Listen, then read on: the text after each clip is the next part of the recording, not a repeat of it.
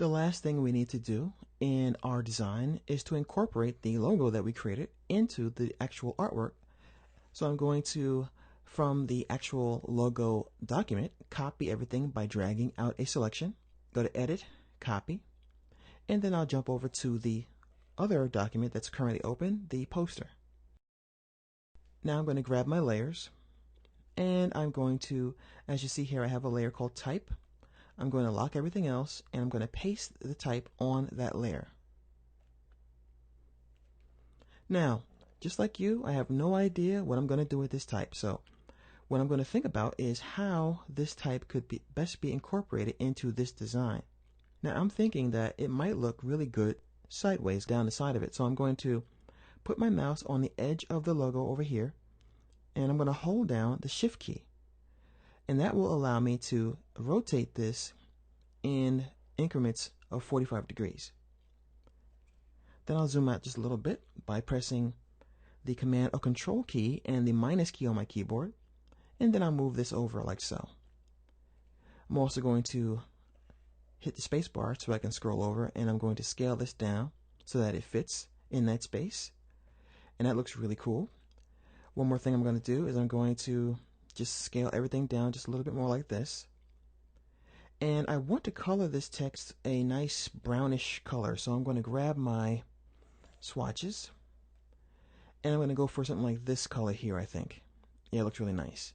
Now I'm going to grab this stroke here, and I don't want to have a fill on it, so I'm going to hit X on the keyboard to go to the stroke color, and I'm going to give it a nice color like that. Something like this greenish color, olive color. Now all that's missing is something to help this text pop off of the background and incorporate it into the poster itself. So as you see here, I created earlier a layer called black because I anticipated before I started recording this that I want to put some shape back there. So I'm going to draw a rectangle, and I'm going to give it a black fill. So first of all, I'm going to get rid of this stroke. I don't want a stroke. I'll hit X again to return to the foreground color, and now I'll draw out this rectangle. I'm going to eyeball it and place it where it belongs, like so. Then I'll fill it in with black. And because I have it on a layer that's underneath my type layer, it's going to be under the type and really make it pop out. Although I have a funny feeling that it's just gone too far. I'm going to have to dial down the color of this black box. I think something like a dark brown instead might go better with the artwork.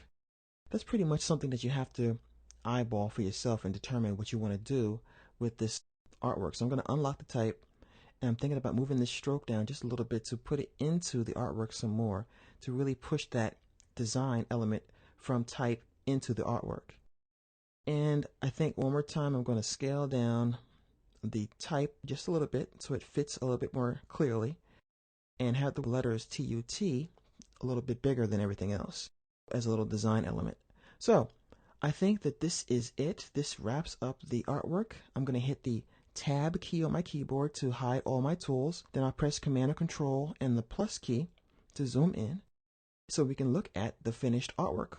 So I hope you enjoyed this project, and I hope you learned quite a few techniques and just got a feeling for how I usually work with a project like this. Sometimes it's organized chaos, sometimes it goes smoothly, but that's a part of the creative process.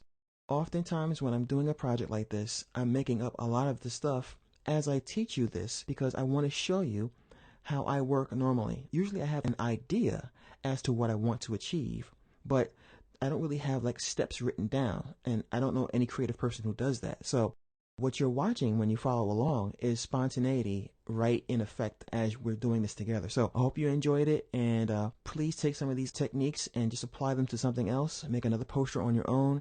Just practice working with opacity masks and type and colors, and just have a really good time in Illustrator CS3.